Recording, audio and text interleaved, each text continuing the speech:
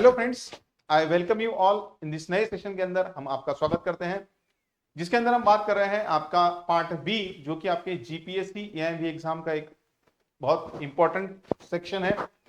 जिसके अंदर हम बात करेंगे चैप्टर 2 की, जो कि रिलेटेड है आपके licensing of drivers of motor vehicles, ये पर्टिकुलर चैप्टर से।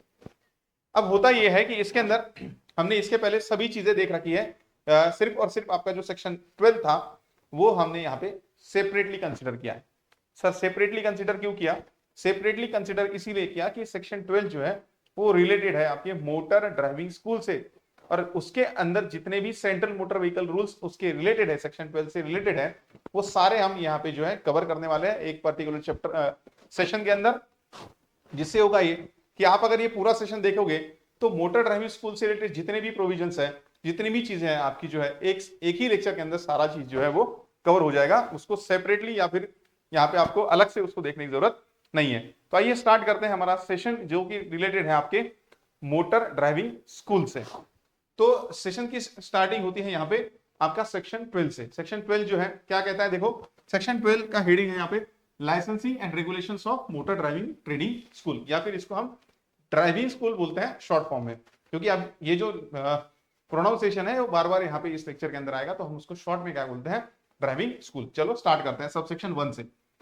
Central empowered to make rules for the purpose of licensing and regulation driving training school or establishment for giving training in driving of motor vehicles. सबसे पहली बात किसकी power है? Central की power है भाई। तो जैसे ही सेंट्रल वर्ड आया हम कहां पे जाएंगे? सेंट्रल मोटर व्हीकल रूल्स के अंदर, क्योंकि हमें पता है जैसे ही स्टेट गवर्नमेंट बोला है as prescribed by the state government, तो स्टेट रूल में जाना है।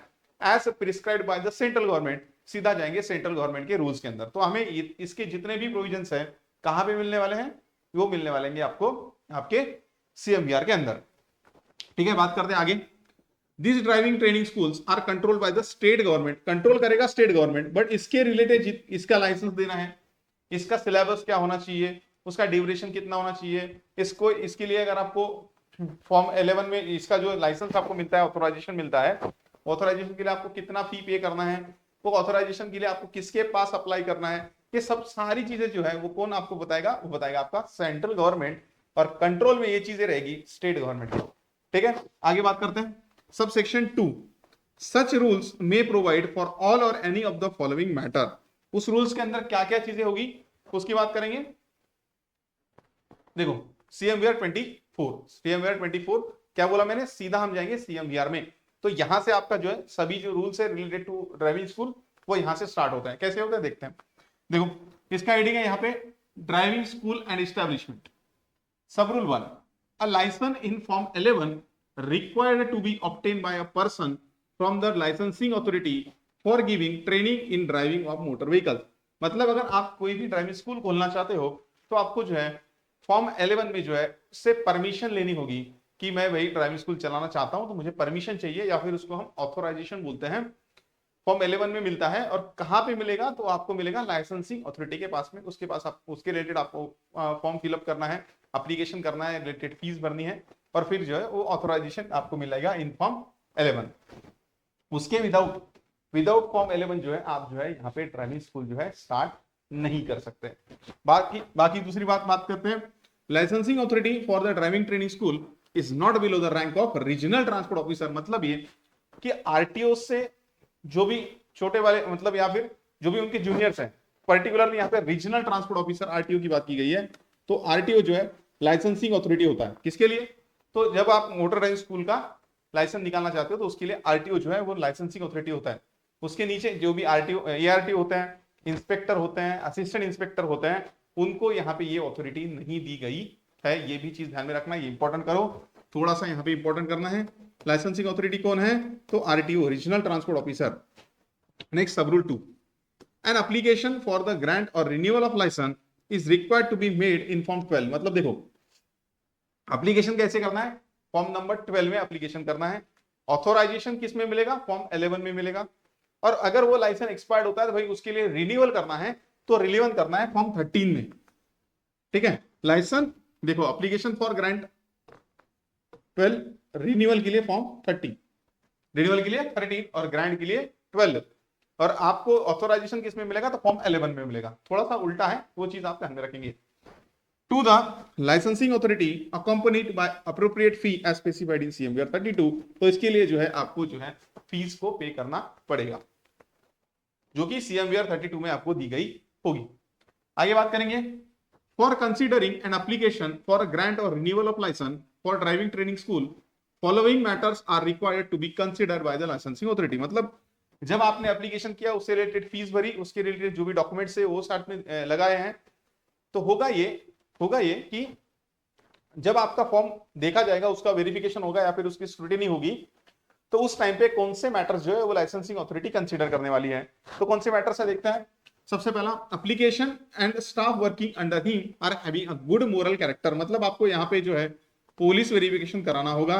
आपका मतलब जो ओनर्स हैं ड्राइविंग स्कूल के, वो ओनर्स के और जो भी उसके अंदर जो स्टाफ है उसका, यहाँ पे दोनों का पुलिस वेरिफिकेशन कैरेक्टर सर्टिफिकेट जो है वो आपके पास होना चाहिए कि भाई जो है हम गुड मोरल नेचर के है। और वो कैसे साबित होगा, तो पुलिस कैरेक्टर वेरिफिकेशन से वो जो चीज है वो साबित होगी।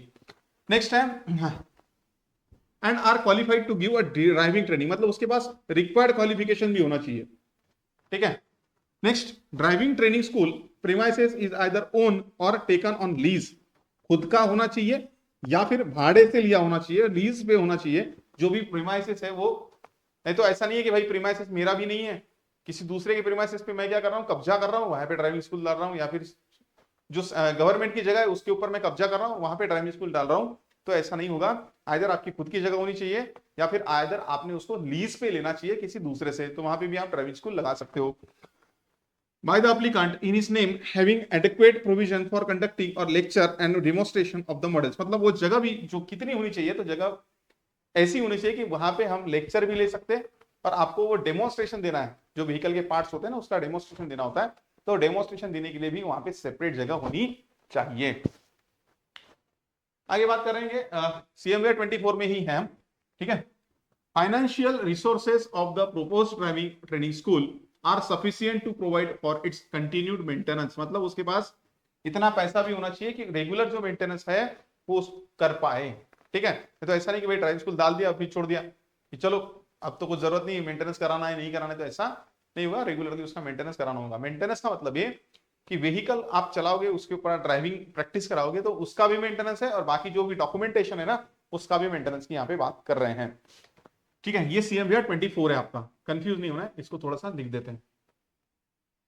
हाँ, सीएमवीआर 24 है, 24। हाँ चलो आगे।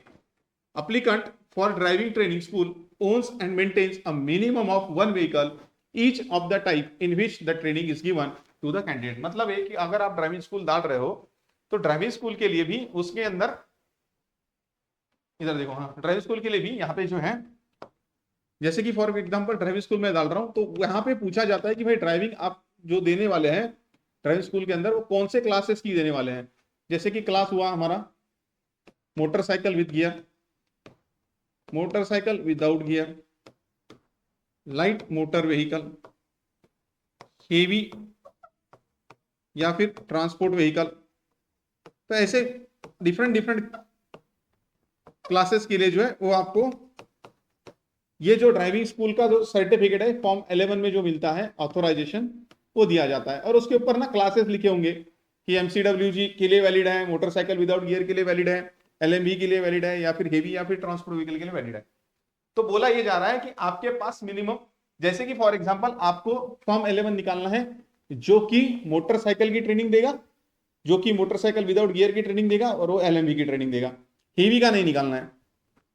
तो आपके पास उस मोटर ड्राइविंग स्कूल के पास खुद की या फिर ओनर जो है उनके पास यहाँ पे मिनिमम 1 मोटरसाइकिल होनी चाहिए, 1 मोटरसाइकिल विदाउट गियर की व्हीकल होनी चाहिए और 1 जो है एलएमवी व्हीकल होनी चाहिए।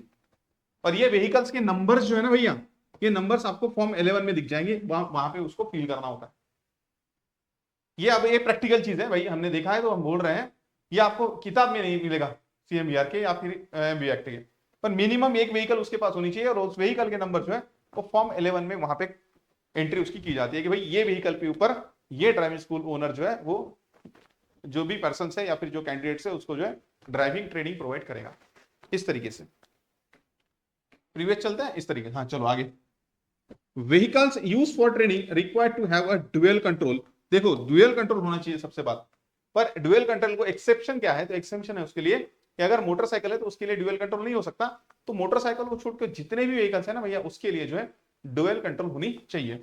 ड्यूअल कंट्रोल एक्सेप्ट देखो for motorcycle and are available exclusively for purpose of driving training. दूसरा, applicant maintains the following apparatus equipment and other requirements. और भी क्या चीजें होनी चाहिए, तो देखते हैं और चीजें क्या होनी चाहिए, कौन से एपरेटस लगते हैं, कौन से इक्विपमेंट्स लगते हैं जब आप ड्राइविंग स्कूल लगाना चाहते हैं या फिर ड्राइविंग स्कूल सेटअप करना चाहते हैं। तो देखो, अब ब्लैक बोर्ड होना चाहिए, रोड प्लान बोर्ड होना चाहिए with necessary model signals and charts, traffic sign charts होनी चाहिए ड्राइविंग स्कूल के अंदर, chart on automatic signals and signals given by the traffic police. जैसे सिग्नल आपने देखा होगा ना, सिग्नल पे ट्रैफिक पुलिस सिटी बजा के बोलता है इधर वाले रुको, ठीक है आप आने दो, इस तरीके से जो सिग्नल्स होते हैं सारे, वो सारे उसके चार्ट्स जो है आपको आपके ड्राइविंग स्कूल के अंदर लगाने हैं। नेक्स्ट है service chart showing a detail view of all the components of a motor vehicle. Motor vehicle के अंदर जितने कंपोनेंट्स होते हैं भाई, गियर बॉक्स है, क्लच है, डिफरेंशियल है, एक्सल है, टायर है, इंजन है, रेडिएटर है, उसका कूलिंग सिस्टम है, तो सारे जो है उसका डिटेल व्यू एक वहां पे लगाना चाहिए। नेक्स्ट है engine, gear box, brakes, shoe and drums, उसका चार्ट होना चाहिए। पंक्चर किट उस ड्राइविंग स्कूल के अंदर मेंटेन करना है, व्हील ब्रेस मेंटेन करना है, जैक मेंटेन करना है, एंड टायर प्रेशर गेज यहाँ पे आपको मेंटेन करना है। ये सारी चीजें होनी चाहिए ड्राइविंग स्कूल के अंदर। जब ड्राइविंग स्कूल का इंस्पेक्शन होता है तो सारी चीजें देखी जाती हैं।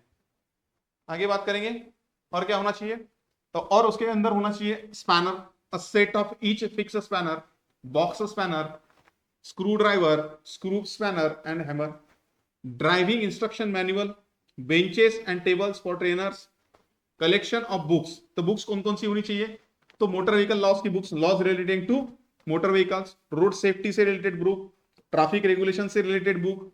तो ये सारी बुक्स ड्राइविंग स्कूल में आपको मेंटेन करना जरूरी है, क्योंकि होता यह है कि भाई जो भी बच्चे पढ़ने के लिए आएंगे, जो भी पर्सनल पढ़ने के लिए आएंगे, जो भी कैंडिडेट पढ़ने के लिए आएंगे, वो यहां से कुछ सीख सकते हैं उसको पढ़ के। आगे बात करेंगे।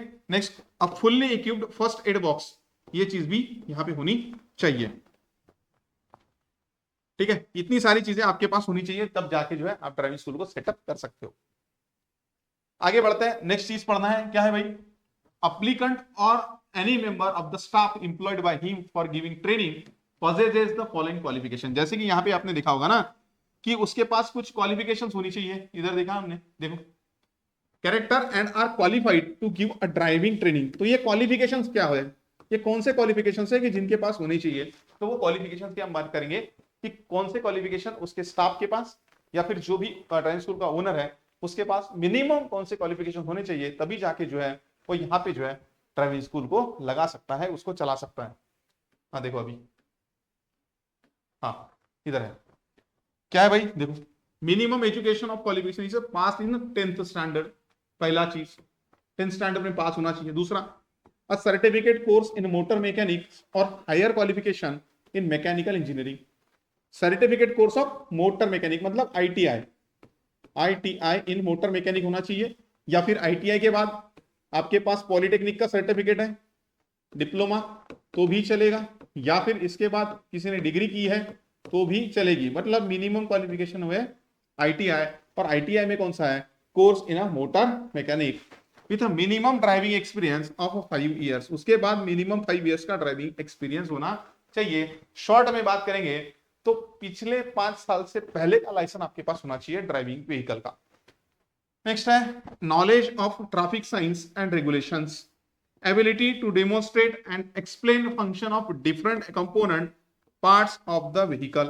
तो व्हीकल के जितने भी डिफरेंट कंपोनेंट्स है भाई, इंजन है, क्लच है, गियरबॉक्स है, एक्सेल है, सस्पेंशन है, ब्रेक है, स्टीयरिंग है, सबके क्या फंक्शंस है वो भी उसको पता होने चाहिए, तभी जाके वो बच्चों को पढ़ा पाएगा, और बच्चे सीख पाएंगे, नहीं तो उसको ही नहीं पता तो बच्चे क्या सीखेंगे। ठीक है ना, तो ये सारी चीजें उसके पास होनी चाहिए। और बात करते हैं, नेक्स्ट 5th नंबर है एक्वेट नॉलेज ऑफ इंग्लिश और regional language of the region in which the driving training school is situated. मतलब उसके एरिया की जो लैंग्वेज है, रीजनल लैंग्वेज है, वो रीजनल लैंग्वेज भी उसको आनी चाहिए, तभी जाके जो है वो सेटअप कर पाएगा ड्राइविंग स्कूल का। ठीक है, आगे बात करेंगे। An instructor served for a period of more than 5 years before 1989 is exempted from the above qualification। मतलब ये जो चीजें हैं ये किसके लिए वैलिड नहीं है? जो इंस्ट्रक्टर ऑलरेडी 1989 के पहले जो है इंस्ट्रक्टर का काम कर चुका है और कितने टाइम के लिए कर चुका है, तो 5 इयर्स के लिए कर चुका है भाई, उसको जो है इस एग्जाम्पशन से जो है सॉरी इस क्वालिफिकेशन से जो है यहाँ पे एग्जाम्पशन दिया गया है।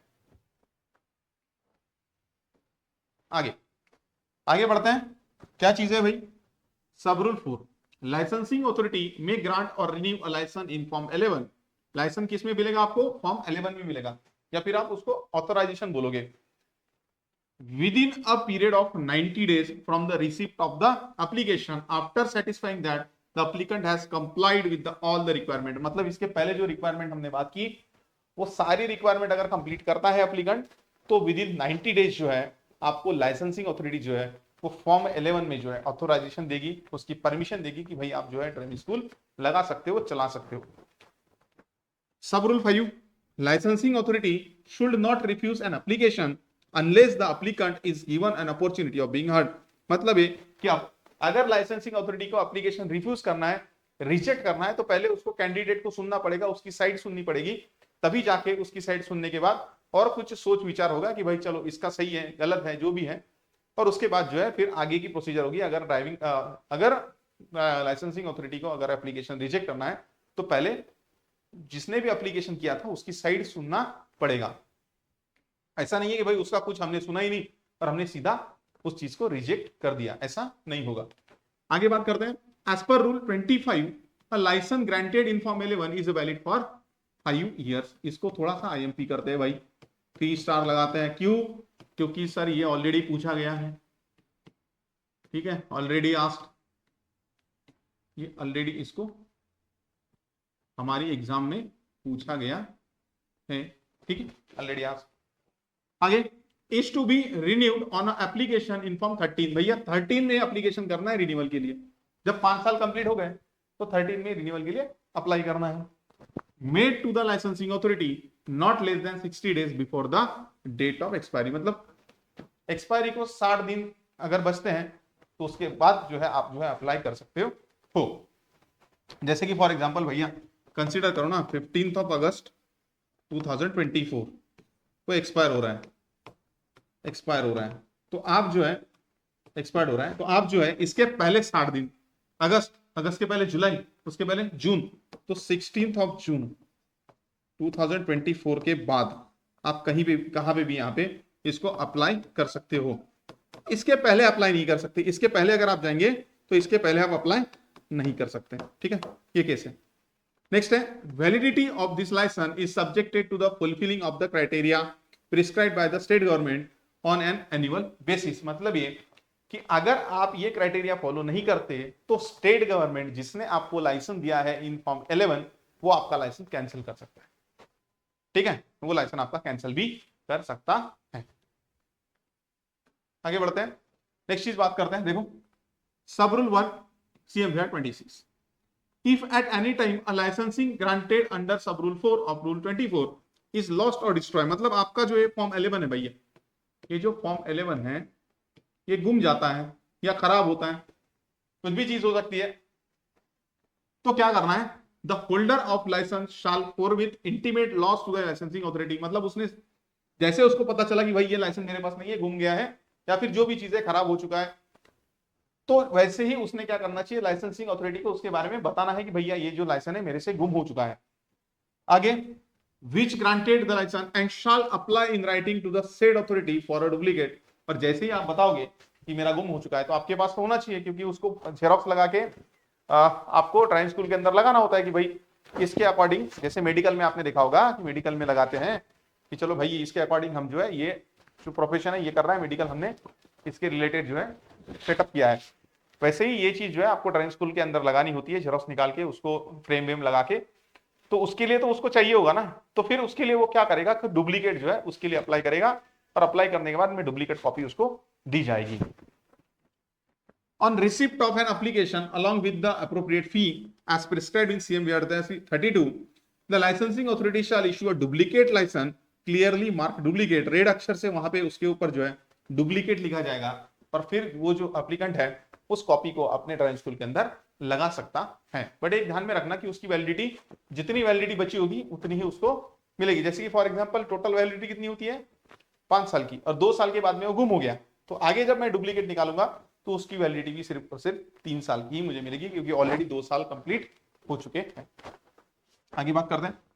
If after the issue of duplicate licence the original is found, चलो भाई डुप्लीकेट तो निकाल दिया, बट उसके बाद पता चला कि ओरिजिनल तो घर में ही था, मैंने ढूंढा ही नहीं, या फिर कहीं पे रख दिया था, तो ये जो ओरिजिनल आपको मिला है उसका क्या करना है, the same shall be surrendered forthwith to the licensing authority by which it was issued. तो ये आपको क्या करना है, उसके पास में वापस से जमा कर देना है।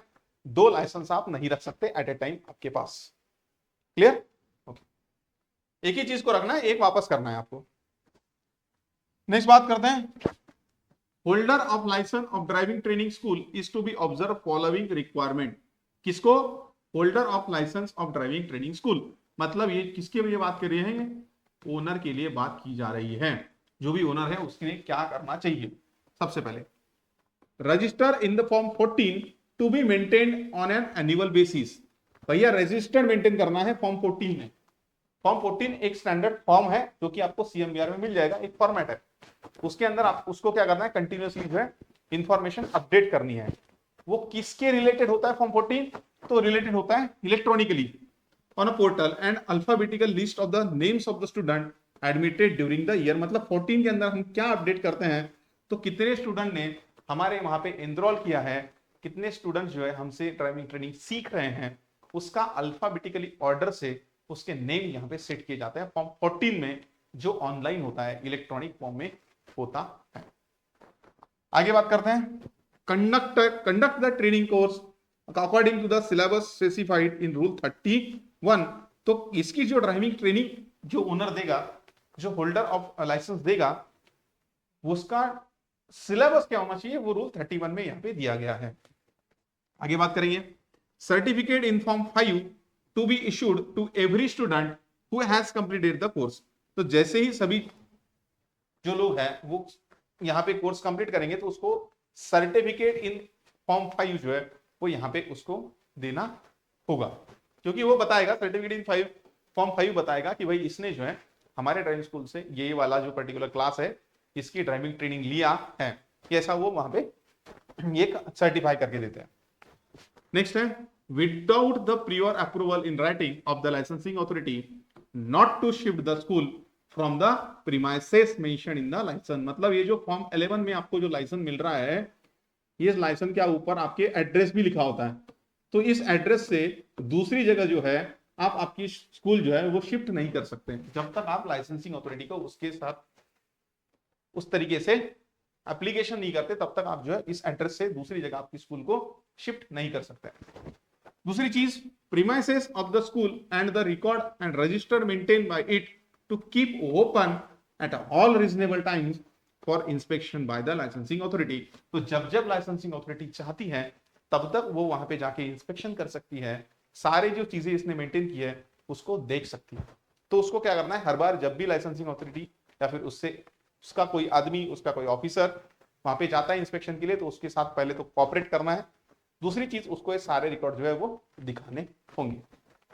नेक्स्ट है, full address and name of the school and the telephone number in bold letters to be exhibited on all the motor vehicles used for giving during training, मतलब giving driving training।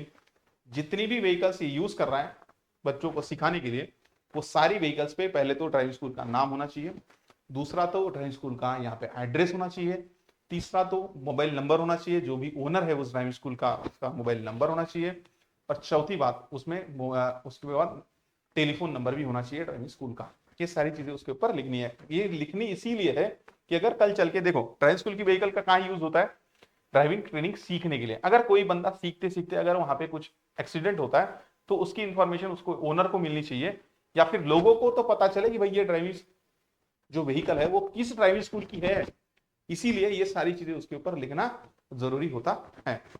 नेक्स्ट है, separately maintain a record showing the name of driving hours, spend by every day in form 15। देखो form 14 में record भी रखना है, 14 में भी रखना है, फॉर्म 14 में रिकॉर्ड रखना है, और यहां पे आप देखोगे तो फॉर्म 15 में भी रिकॉर्ड रखना है। दोनों केस में डिफरेंट डिफरेंट रिकॉर्ड रखना है। 14 में क्या रखना है, तो नेम्स। 15 में ये रखना है कि भाई ड्राइविंग हवर कितने घंटे के लिए इसने यहाँ पे प्रैक्टिस की है, तो ये जो चीज है वो 15 में यहाँ पे आपको रखनी होगी। आगे नेक्स्ट है following information to display at the prominent place in its office. Office में क्या लगाना है, the licence in original issued to the school. जैसे मैंने अभी इसके पहले बताया आपको कि जैसे मेडिकल में लगाया होता है, वैसे ये लाइसेंस उसको उसके फ्रेम वेम लगा के वही ड्राइविंग स्कूल के अंदर लगाना है कि इस लाइसेंस के अकॉर्डिंग जो है मैं यहाँ पे ड्राइविंग स्कूल को सेटअप किया हूँ। दूसरी चीज, the man names and addresses of instructor employed by the school. तो उसका इंस्ट्रक्टर कौन कौन है, उसका ओनर कौन है, उसके सारे मोबाइल नंबर्स, उसके एड्रेसेस, उसके नाम यहाँ पे जो है ड्राइविंग स्कूल के अंदर लगाना जरूरी होता है। सेक्शन 12 में वापस आते हैं भाई, क्या चीज है देखते हैं उसको। सब सेक्शन 3, देखो सब सेक्शन 1 एंड 2 हमने इसके पहले कंप्लीट किया था। सर कहां पे किया था, थोड़ा सा भाई स्टार्टिंग ही वहां से हुई थी हमारी, स्टार्टिंग ही वहां से हुई थी सब सेक्शन 1 और सब सेक्शन 2 से। देखो सब सेक्शन 1 सब सेक्शन 2 किसका, सेक्शन 12 का। अब अभी जो है सब सेक्शन 3 में हम देखने वाले हैं, सब सेक्शन 3 हम देखने वाले हैं। देखो सब सेक्शन 3, सब सेक्शन 3, ठीक है, कंफ्यूज नहीं होना है, सारी चीजें जो है एक साथ रिलेट होगी। चलो देखो, central government is empowered to exempt any class of school or establishment giving driving training motor vehicles either absolutely or subjected to such condition. मतलब ये सारी कंडीशन इसके पहले जितनी भी आपने पढ़ी उससे किसी को एग्जम्पशन देना है, या फिर उस कंडीशन के अंदर कोई चेंजेस करना है, कंडीशन कम करनी है, ज्यादा करनी है, या फिर उस कंडीशन से डायरेक्टली किसी को एग्जम्पशन करना है, तो सारे अधिकार किसके पास हैं, वो सारे अधिकार सेंट्रल गवर्नमेंट के पास होते हैं। Subsection 4, an authorised motor driving school giving driving training immediately before the commencement of Motor Vehicle Act 1988 can continue to give such training without a license issued under this act for a period of 1 month। मतलब ये कि अगर कोई driving school 1988 का act जब आया, ठीक है, उसके पहले से ऑपरेशन में है, तो वो उसका ऑपरेशन जो है वो कंटिन्यू कर सकती है। बट कब तक कंटिन्यू करना है, सिर्फ और सिर्फ अगले 1 महीने तक। अगले 1 महीने के अंदर उसने सारी ये जो प्रोसीजर दी हुई है उसको फॉलो करना है, और लाइसेंसिंग अथॉरिटी के पास से फॉर्म 11 में जो है उसका लाइसेंस लेना है ड्राइविंग स्कूल चलाने का, जिसको हम ऑथोराइजेशन बोलते हैं। और फिर जो है आपको ड्राइविंग स्कूल का जो चीज है उसको आप रिज्यूम कर सकते हैं, रेगुलरली उसको यूज कर सकते हैं। बट सिर्फ और सिर्फ विदाउट लाइसेंस, किसके पहले, 1988 के पहले ही अगर विदाउट लाइसेंस अगर चल रही थी, तो 1988 का एक्ट आने के बाद और भी 1 महीना जो है वो विदाउट लाइसेंस चल सकती है। बट उस 1 महीने के अंदर उसको जो है इस सारी प्रोसेस जो है वहां पे कंप्लीट करनी होगी। नेक्स्ट क्या बोलते हैं, और आगे बढ़ते हैं। If an application in the prescribed form accompanied by prescribed fee is made for such license under this act within the period of 1 month, he can continue to give such training। जैसे मैंने बताया ना आपको कि 1 महीना वो continue training दे सकता है विदाउट लाइसेंस, बट उस 1 महीने के अंदर उसको सारी प्रोसेस जो है वो कंप्लीट करनी पड़ेगी। Till the dispose of such application by the licensing authority, या फिर जो लाइसेंसिंग अथॉरिटी है जब तक इस एप्लीकेशन को डिस्पोज नहीं करती, उसके ऊपर आगे कोई प्रोसीजर नहीं करती, तब तक भी जो है उस ड्राइविंग स्कूल को आप चला सकते हैं विदाउट लाइसेंस। नेक्स्ट है भाई CMVR 28 सब रूल 1। अब ये जो चीजें हमने पढ़ी इसके रिलेटेड क्या चीजें हैं उसको हम पढ़ने वाले हैं। देखो, if licensing authority is satisfied after giving the holder of the licence an opportunity of being heard that is fail to comply with the requirement specified in the rule 24। जितने भी चीजें हमने 24 में देखी, अगर वो कंप्लाई उसका नहीं करते, उसको फॉलो नहीं करता है, कौन नहीं करेगा, जो ओनर है, अगर उसको फॉलो नहीं करेगा तो, या फिर fail to maintain vehicles in which training is given. मतलब जहां पे जिस व्हीकल के ऊपर ट्रेनिंग दी जा रही है वो यहाँ पे कंडीशन के अंदर नहीं है। दूसरा, fail to observe syllabus specified in rule 31, या फिर उसने जो ड्राइविंग ट्रेनिंग दी है अकॉर्डिंग टू रूल 31 नहीं दी है, या फिर violated any other provision of the rule 27 तो यहां पे ये अगर चीजें आप करते हो, कोई भी ड्राइविंग स्कूल का ओनर करता है, तो क्या होगा, licensing authority after regional recorded in writing make an order. क्या कर सकती है लाइसेंसिंग अथॉरिटी? एक ऑर्डर बनाएगी जो कि रिटर्न में होगा। और कौन सा ऑर्डर बनाएगी? तो ऑर्डर बनाएगी आइदर सस्पेंड द लाइसेंस, जो लाइसेंस आपको फॉर्म 11 में मिल रहा है भाई, वो फॉर्म 11 का लाइसेंस यहाँ पे सस्पेंड होगा of motor training school for a specified period, या फिर रिवोक द लाइसेंस, जो फॉर्म 11 में लाइसेंस यहाँ पे आपको ड्राइविंग स्कूल चलाने के लिए मिल रहा है, वो लाइसेंस यहाँ पे रिवोक हो जाएगा। ठीक है। सब रूल 2 क्या कहता है? If the motor training school licence is suspended or revoke, the licence is required to be surrendered to the licensing authority. जैसे ही वो लाइसेंस सस्पेंड हुआ, या फिर यहाँ पे रिवोक हुआ, या फिर यहाँ पे सस्पेंड हुआ, तो वो ओरिजिनल लाइसेंस जो आपने फ्रेम वगैरह करके लगाया था ड्राइविंग स्कूल के अंदर, वहां से उठाओ और लाइसेंसिंग अथॉरिटी के पास दे दो कि भाई अभी आपके पास रखो, जितने दिन सस्पेंड है उतने दिन आप आपके पास रखो, मैं मेरा ड्राइविंग स्कूल बंद करता हूं, जब सस्पेंशन का टाइम खत्म होगा मेरे को वापस देना, मैं वापस से लगाऊंगा, मेरा ड्राइविंग स्कूल वापस से स्टार्ट करूंगा। ठीक है। आगे, as per rule 29, if any motor training school license is suspended or revoked, the holder within 30 days of the date of receipt of order can appeal to the head of the motor vehicle department। देखो, अगर कोई licensing authority ने आपका licence revoke किया है, suspend किया है, वही आपको लगता है कि नहीं ये गलत हुआ, तो आप जो है अपील कर सकते हैं। भाई अपील कहां करना है? तो जो मोटर व्हीकल डिपार्टमेंट के हेड होते हैं, मोटर व्हीकल डिपार्टमेंट है आपके स्टेट का, वहां का हेड है, जैसे कि जनरली वहां पे ट्रांसपोर्ट कमिश्नर होते हैं, तो ट्रांसपोर्ट कमिश्नर के पास आप जो है, जनरली बोल रहा हूं मैं, तो जो है आप वहां पे अपील कर सकते हो। बट अपील कब करना है? तो विद इन 30 डेज करना है। किसके पास करना है? तो अगेन ध्यान में रखो, head of the motor vehicle department establish under section 213। तो 213 के अंदर जो मोटर व्हीकल डिपार्टमेंट स्टैब्लिश किया गया है स्टेट के लिए, उस डिपार्टमेंट के हेड को आप जो है अपील कर सकते हैं। और जैसे मैंने इसके पहले भी आपको बताया था कि जब हमने इंट्रोडक्शन वाला लेक्चर पढ़ा कि 213 में जो है establishment of motor vehicle department बोला गया है, और उसके हिसाब से ही यहाँ पे हर स्टेट के लिए जो है फिर आरटीओ डिपार्टमेंट यहाँ पे इस्टेब्लिशमेंट किया गया है।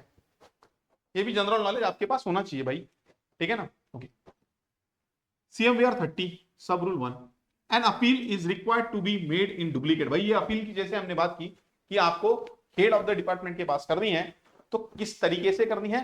तो डुप्लीकेट में करनी है। पहले तो 2 उसकी प्रिंट होनी चाहिए, जेरॉक्स होनी चाहिए। In form of a memorandum stating that the grounds of objection accompanied by a certified copy of the order. जो ऑर्डर से आपका सस्पेंड हुआ है लाइसेंस या फिर रिवोक हुआ है, उस ऑर्डर की जेरॉक्स भी उसके साथ में लगानी है। Appealed against and appropriate fee as per specified in rule 32। तो ये 3 चीजें आपको लगानी है। पहले क्या? डुप्लीकेट लगानी है, ऑर्डर लगानी है। उसके बाद आपका एप्लीकेशन होगा कि भाई मुझे इसके अगेंस्ट में अपील करनी है, और तीसरा चीज आपको फी लगानी है उसके साथ।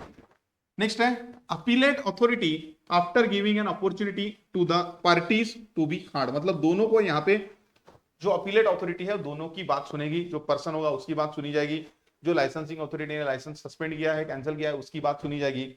दोनों की साइड सुनने के बाद जो भी head of the motor vehicle department होगा, जिसको कि हम यहाँ पे अपीलेट अथॉरिटी बोल रहे हैं, वो एक डिसीजन लेगा कि भाई हाँ चलो इसका साइड करेक्ट है या फिर इसका साइड करेक्ट है। उसके हिसाब से वो डिसीजन देगा, और वो जो डिसीजन वो देने वाला है, जो अपीलेट अथॉरिटी डिसीजन देने वाली है, वो डिसीजन इन दोनों के ऊपर क्या होगा? बाइंडिंग होगा। फिर ये दोनों जो है उसके अगेंस्ट में कहीं पे नहीं जा सकते। ठीक है ना। ओके, वही दिया है देखो।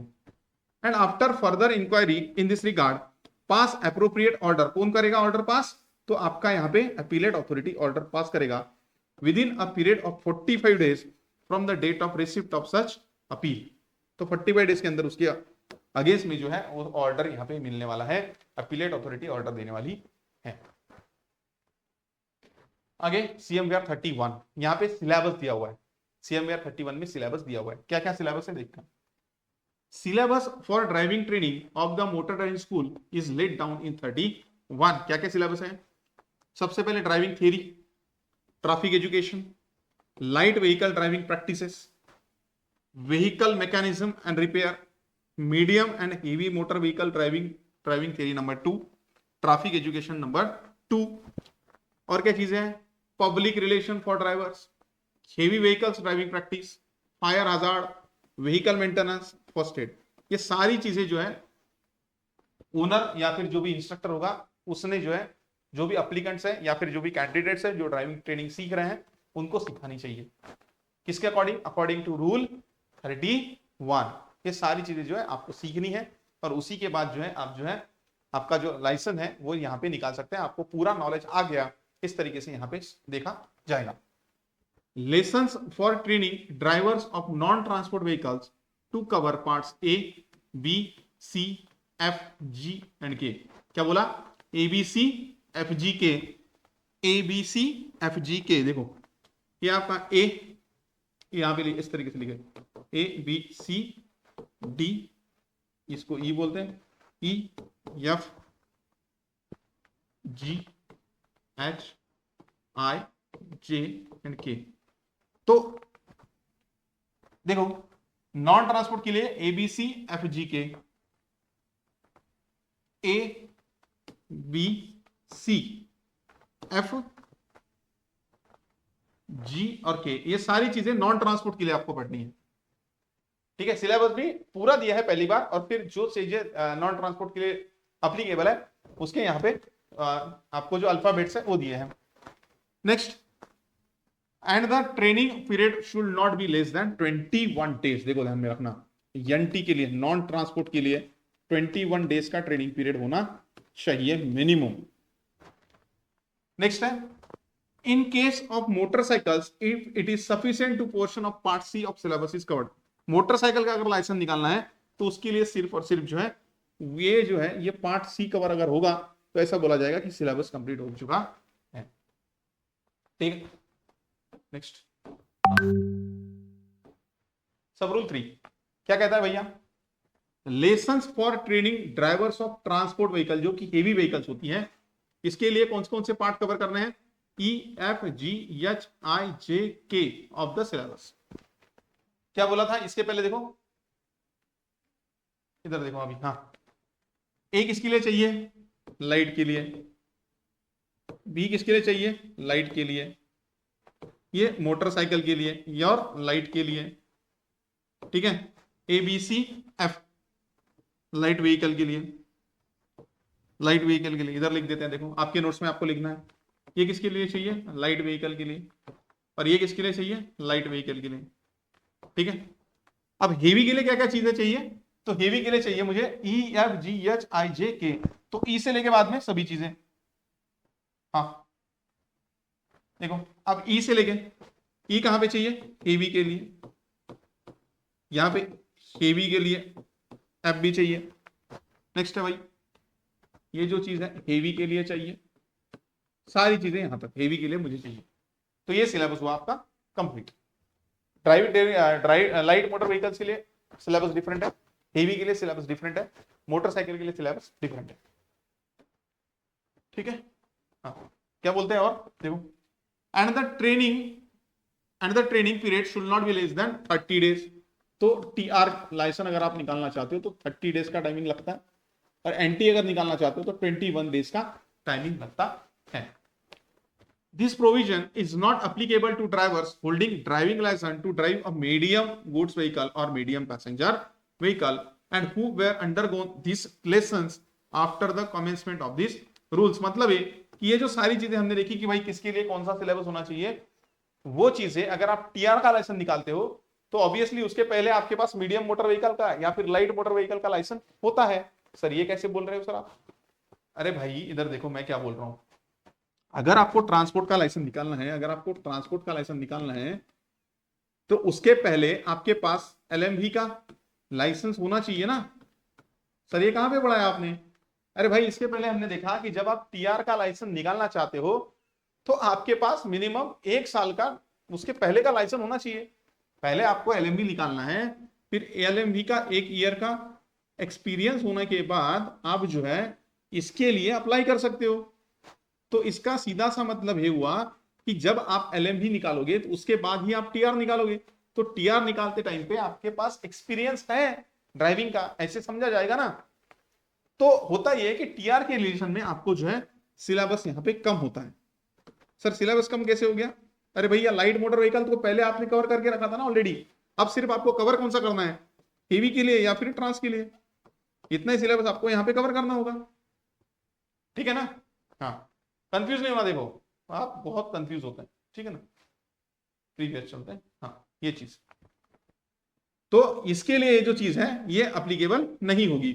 who were undergone these lessons after the commencement of these rules and desiring to obtain a driving license to drive a heavy goods carriage। तो heavy के लिए आपके पास ऑलरेडी LMV का तो आपने कंप्लीट करके रखा था, इसीलिए फिर LMV का लाइसेंस, LMV का जो क्वालिफिकेशन है, जो भी चीजें आपको पढ़नी है वो यहाँ पे कम हो जाएगी। सेम वे 31 अगेन उसी के अंदर, actual driving hours for trainings in driving non transport vehicle should not be less than 10 hours. Days कितने थे 21 और 10 आवर्स एक्चुअल ड्राइविंग करनी है उसको 10 घंटे प्रैक्टिस के लिए। Next, actual driving hours for trainings in driving of transport vehicle should not be less than 15 hours, और दिन है यहाँ पे 30। रोज आप आधा घंटा भी प्रैक्टिस करेंगे तो यहाँ पे चलेगा in case of transport vehicle. ये चीज थोड़ा ध्यान में रखेंगे, इसको आप आईएमपी करेंगे क्योंकि ये एज इट इज आपको क्वेश्चन में पूछ सकते हैं। नेक्स्ट है, in the case of drivers holding driving licence to drive medium goods vehicle or medium passenger vehicle undergoing training for heavy motor vehicles is sufficient if they undergo training in driving a period of not less than 5 hours। तो ये किसके लिए 5 घंटे? 5 घंटे ऐसे person के लिए जिनके पास ऑलरेडी LMV का मीडियम का लाइसेंस है और वो ट्रांस का लाइसेंस निकालना चाहते हैं, हेवी का लाइसेंस निकालना चाहते हैं, तो उनके लिए सिर्फ और सिर्फ यहाँ पे 5 आवर्स का ट्रेनिंग आवर्स जो है वो दिए गए हैं। नेक्स्ट है, आगे बढ़ते हैं। देखो, non applicability of syllabus for driving training of certain category of vehicles, this provision is not applicable to the applicant। ये जो चीजें हमने पढ़ी इसके पहले सिलेबस वाली, वो किसके लिए अप्लीकेबल नहीं है? तो अप्लीकेबल नहीं है पहला, whose driving license authorizes him to drive a motorcycle or 3-wheeler non transport vehicle or a motorcycle are applying for a license to drive a motor cab of the respective type। मतलब ऐसे कि किसी के पास already motorcycle का licence है, क्या बोल रहा है, किसी के पास ऑलरेडी मोटरसाइकिल का लाइसेंस है, 3-व्हीलर नॉन ट्रांसपोर्ट का लाइसेंस है और LMV का लाइसेंस है, और अब जो है वो बंदा LMV कैब के लिए अप्लाई कर रहा है, तो उसको जो है सिलेबस यहाँ पे पढ़ना जरूरी नहीं होगा, क्योंकि उसने ऑलरेडी ये तीनों के लिए जो है सिलेबस ऑलरेडी पढ़ रखा है और LMV के लिए है। अब वो सिर्फ LMV कैब करना चाहता है तो उसको सिलेबस पढ़ना नहीं होगा। नेक्स्ट है, in the case of applicant of holding a driving licence to drive a tractor applying for licence to drive a tractor trailer combination. मतलब जिसके पास ऑलरेडी ट्रैक्टर का लाइसेंस है, अब वो ट्रैक्टर ट्रेलर का लाइसेंस निकालना चाहते हैं, तो सिर्फ एडिशन क्या हुआ, ट्रेलर जो पीछे ट्रैक्टर को अटैच होता है, तो उसके लिए जो है उसको अलग से यहाँ पे सिलेबस पढ़ने की जरूरत नहीं होगी। आगे बढ़ते हैं। If any trainee possesses first aid certificate issued by St. John Ambulance Association, he need not to undergo part K of the syllabus। Part के क्या था? तो पार्ट के क्या था? पार्ट के था आपका फर्स्ट एड वाला, देखो के है यहाँ पे, तो फर्स्ट एड जो है उसको उसका ट्रेनिंग लेने की जरूरत नहीं है अगर वो यहाँ पे फर्स्ट एड सर्टिफिकेट प्रोड्यूस करता है। कौन से इंस्टीट्यूट का? By St John Ambulance Association का। अगर वो सर्टिफिकेट दिखाता है तो उसको जो है पार्ट के यहाँ पे सिलेबस जो है कंप्लीट करने की जरूरत नहीं होगी। नेक्स्ट है, if CMVR 31 if there is no driving training school or establishment in any taluka. For example, ऐसा तो हर जगह नहीं होगा ना कि भाई हर एक तालुका प्लेसेस है, डिस्ट्रिक्ट है और हर वहां पे जो है ड्राइविंग स्कूल होगी ही। अभी है भाई, पहले की बात सोचो, जब 1988 वाला एक्ट जो है वो कमेंसमेंट में होता, 1989 की बात सोचो, ठीक है, वो वाली बात सोचो। तो अभी तो फिलहाल 2024 चल रहा है, 20-30 साल 35 साल पीछे जाना है हमें, तो उसकी बात सोचो कि 35 साल पहले अगर किसी तालुका प्लेस में अगर ड्राइविंग स्कूल नहीं होगी तो फिर क्या करना है? तो with in the jurisdiction of licensing authority, the licensing authority में, उसके सोचने पे मजबूर है, में लिखा हुआ है, शाल नहीं लिखा हुआ, ठीक है ना, may grant a temporary licence to any establishment or any person for imparting instruction in the driving of transport vehicle. मतलब कहीं पे अगर ड्राइविंग स्कूल नहीं है तो वहां पे टेम्पररी लाइसेंस से ड्राइविंग स्कूल चलाई जा सकती है, और वो जो टेम्पररी लाइसेंस है आपको आपकी जो लाइसेंसिंग अथॉरिटी है उससे लेना पड़ेगा। ये कंडीशन बनाई गई थी 30-35 साल पहले की कंडीशन से रिलेट करो इस चीज को, तभी इस चीज को आप समझ सकते हो। अभी तो बहुत जगह ड्राइविंग स्कूल है, बहुत सारे, पहले नहीं थे ना भाई, क्योंकि पहले तो व्हीकल ही नहीं थी लोगों के पास। तो ड्राइविंग स्कूल वाला कहीं से भी तो भी जुगाड़ करा के पुरानी व्हीकल लाता था, उसके ऊपर सिखाता था। तो उस चीज की बात कर रहे हैं, बाबा आजम के जमाने की बात चल रही है। Temporary licence is valid for a period of 1 year. जो टेम्पररी लाइसेंस आप निकालोगे वो वैलिड होगा 1 ईयर के लिए from the date of its issue. और जो परमानेंट लाइसेंस आप निकालते हो फॉर्म 11 में भाई अभी अभी हमने देखा उसकी वैलिडिटी कितने साल होती है, तो 5 ईयर्स के लिए होती है। दोनों के लिए जो फर्क है उसको समझना है। ये टेम्पररी लाइसेंस 1 साल के लिए, ये परमानेंट है फॉर्म 11 वाला, उसकी वैलिडिटी 5 साल के लिए। As long as the taluka does not have any school or establishment, the licensing authority may renew a temporary license granted for a future period not exceeding 1 year at a time। तो 1 साल complete होने के बाद और भी वहां पे दूसरा टाइम स्कूल है ही नहीं, तो और इसकी जो वैलिडिटी है वो 1 साल के लिए और जो है बढ़ाई जा सकती है। बट एट ए टाइम 1-1 साल आप बढ़ा सकते हो। 1 साल ऐसा नहीं कि चलो भाई अगले 5 साल के लिए मैं दे देता हूं, ऐसा नहीं होगा। टेम्पररी लाइसेंस की वैलिडिटी कितने भी बार बढ़ा सकते हो, बट जब बढ़ाओगे तो 1-1 साल के लिए भी वो बढ़ेगी। ठीक है, आगे बात करेंगे। Temporary licence to be granted subjected to the following condition. कौन से कंडीशन के अंदर जो है टेम्पररी लाइसेंस जो है ड्राइविंग स्कूल को चलाने का वो आपको मिलतेगा। नेक्स्ट है, हाँ पहला, person giving training in the driving of transport vehicle should possesses the following qualification. Minimum driving experience of 5 years in the class of vehicle in which training is propose. तो ये सेम है, वहां पे भी इसके पहले जब से हमने पढ़ा था वहां पे भी आपको क्या होना चाहिए था, 5 साल का एक्सपीरियंस होना चाहिए था। नेक्स्ट है, adequate language of the regional language or the region in which the school establishment. ये भी वहां पे सेम था, वहां पे भी आपको रीजनल लैंग्वेज आनी कंपलसरी थी। नेक्स्ट है, through knowledge of the traffic science specified in the schedule to the act and the regional regulation made under section 118। ये भी वहां पे सेम था। ये चीजें तीनों चीजें वहां से यहाँ पे ली गई है, तीनों चीजें सेम है। नेक्स्ट है, ability to demonstrate and explain the functions of different components. ये भी वहां पे था। Application to maintain a vehicle of each type in which training is given and also the following apparatus। ये भी वहां पे था। ब्लैक बोर्ड चाहिए, ट्रैफिक साइन चार्ट चाहिए, सर्विस चार्ट चाहिए, पंक्चर किट चाहिए, स्पैनर चाहिए, ये सब कुछ चीजें वहीं से ही यहाँ पे ली गई है। ठीक है, बस वहां पे कुछ स्ट्रिक्ट रेगुलेशंस थे, यहाँ पे जो रेगुलेशंस है वो थोड़े से कम है। क्यों? क्योंकि ये टेम्पररी लाइसेंस है, इसकी वैलिडिटी भी कम होती है। उसकी वैलिडिटी 5 साल होती है, जहां पे बहुत सारे रेगुलेशंस है। इसकी वैलिडिटी होगी 1 साल के लिए। यहाँ पे रेगुलेशंस ऑब्वियसली क्या है, कम होने वाले हैं। नेक्स्ट है, driving school run by a state transport undertaking और एन इंडस्ट्रियल ट्रेनिंग इंस्टीट्यूट। मतलब फॉर एग्जांपल कोई ड्राइविंग स्कूल स्टेट खुद चला रही है, या फिर कोई ड्राइविंग स्कूल आईटीआई चला रहा है। होता है बहुत सारी जगह है आईटीआई में ड्राइविंग स्कूल चलते हैं, वो सेटअप बाय द सेंट्रल और एनी स्टेट गवर्नमेंट। तो अगर कोई सेंट्रल गवर्नमेंट खुद ड्राइविंग स्कूल चला रहा है या फिर कोई स्टेट का गवर्नमेंट चला रहा है, and other establishment run by the central और स्टेट गवर्नमेंट, ऐसी कोई इस्टेब्लिशमेंट है जो कि सीधा स्टेट या फिर सेंट्रल गवर्नमेंट की कंट्रोल में आती है और वो ड्राइविंग स्कूल चला रही है, तो फिर क्या होगा, which have facilities for giving training for drivers should be authorised to issue driving certificates in form 5। अगर ऐसी कोई ऑर्गेनाइजेशन है तो उसको जो है फॉर्म 5 इशू करने का अधिकार जो है यहाँ पे दिया गया है। जो इस फॉर्म 5 करने का जो ऑथोराइजेशन है उसको दिया गया है, वो फॉर्म 5 जो है इशू कर सकती है, subjected to the conditions that the driving training given in this sub school should be accordance with the syllabus mentioned in the rule 31। तो उसने सिर्फ और सिर्फ क्या करना है, तो जो ड्राइविंग ट्रेनिंग वो स्कूल या फिर जो भी ऑर्गेनाइजेशन ड्राइविंग स्कूल चला रही है उन्होंने क्या करना है कि जो सिलेबस आप ड्राइविंग के अंदर पढ़ाओगे वो अकॉर्डिंग टू रूल 31 होना चाहिए, अकॉर्डिंग टू रूल 31 होना चाहिए। तो यहाँ पे और चीजें है, सेक्शन 10 सब रूल, सेक्शन 12 सब सेक्शन होना चाहिए, यहाँ पे 5 सब सेक्शन 5 होना चाहिए, सब ruling as laid down in section 12(5).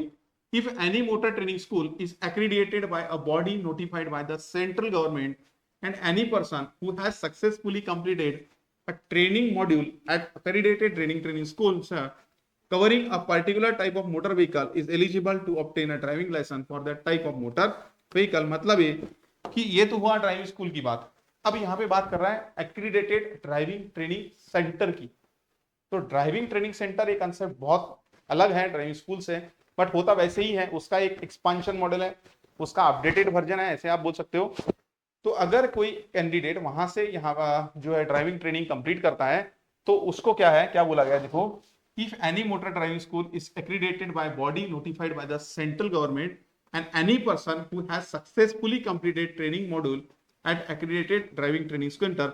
मतलब किसी ने वहां पे जो है कंप्लीट किया है सिलेबस का, ड्राइविंग सिलेबस जो है वो जो आपको CMVR 31 में दिखा है, वो सिलेबस वहां से उसने कंप्लीट किया है, तो होगा क्या, covering a particular type of motor vehicle is eligible to obtain a driving licence. उसको भी यहाँ पे ड्राइविंग लाइसेंस मिलेगा। किसी कौन सी व्हीकल के लिए, जिस व्हीकल का उसने सिलेबस कवर किया है। तो अगर सारी व्हीकल का सिलेबस कवर किया है तो सारी व्हीकल का ड्राइविंग लाइसेंस उसको मिलना चाहिए। ऐसा आपको जो है सब सेक्शन 5 कहता है सेक्शन 12 का। तो यहाँ पे जो है ये लेसन जो है, ये पर्टिकुलर चैप्टर जो है हम यहाँ पे जो है कंप्लीट करते हैं। ये सारी चीजें थी जो कि रिलेटेड थी आपके मोटर ड्राइविंग ट्रेनिंग स्कूल से related. Motor driving training school से रिलेटेड ड्राइविंग स्कूल के पास क्या होना चाहिए, क्या नहीं होना चाहिए, सब कुछ चीजें जो कि आपके एक्ट में लिखी गई थी, ठीक है, और जो कि आपके सेंट्रल मोटर व्हीकल रूल में लिखी गई है, दोनों यहाँ पे हमने कवर करके रखी है। अगर इस लेक्चर को आप अगर ऐप में देख रहे हैं तो कोई बात नहीं, अगर आप यूट्यूब पे देख रहे हैं तो यूट्यूब पे देखते के समय आपको अगर इस लेक्चर के अकॉर्डिंग या फिर कोई भी अगर कोई डाउट्स है, कुछ चीजें आपको पूछनी है, तो मेरा टेलीग्राम आईडी है भैया, सॉरी टेलीग्राम आईडी है मेरा @RTO India 11। इस पे आप जो है मुझे कांटेक्ट कर सकते हैं। जो भी चीजें पूछनी है, जो सजेशंस देने हैं, तो आप यहाँ पे जो है मुझसे कांटेक्ट कर सकते हैं। टेलीग्राम आईडी है @RTO India 11। ये हुई एक बात। और एक बात, अगर आप ये लेक्चर यूट्यूब पे देख रहे हैं तो ये जो लेक्चर है, अगर आपको कंटेंट अच्छा लगता है तो आपके दोस्तों के साथ आप इस चीज को शेयर कर सकते हैं। और भी इस तरीके से लेक्चर अगर आपको देखने हैं तो हमारा एक ऐप है, उस ऐप को आप जो है डाउनलोड कर सकते हैं।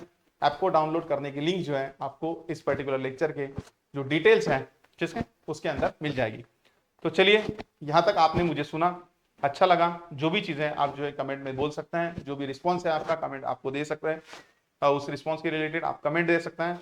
तो चलिए यहाँ पे मिलते हैं नेक्स्ट लेक्चर के अंदर, तब तक के लिए बाय बाय। और कुछ भी डाउट है भैया तो यहाँ पे आप मुझे कॉन्टैक्ट कर सकते हैं। Thank you.